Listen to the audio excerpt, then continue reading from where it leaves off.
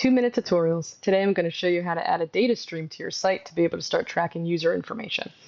So if you've got a website, you choose web. Type in your website.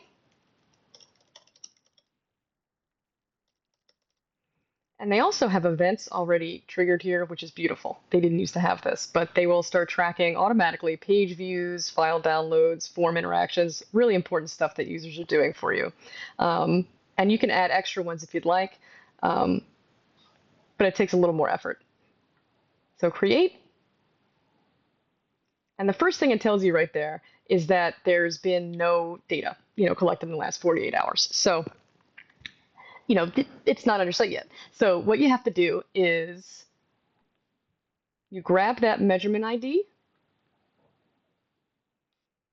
and you go back to your site.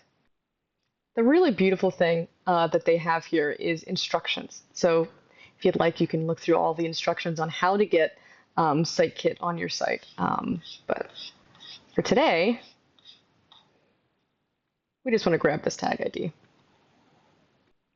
You can also add it manually, but that takes a lot more effort. So we're going to go back to our website and take a look at SiteKit, which I do have installed. And it would appear right here, Google Analytics. So you click on Google Analytics,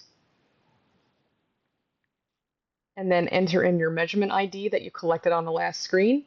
And just as easy as that, it can start collecting data for you.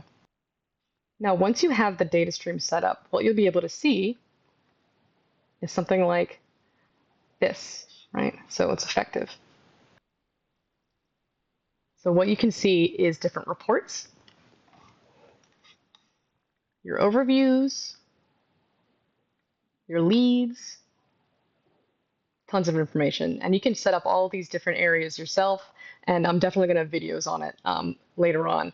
But having this information is critical for being able to make marketing campaigns fire.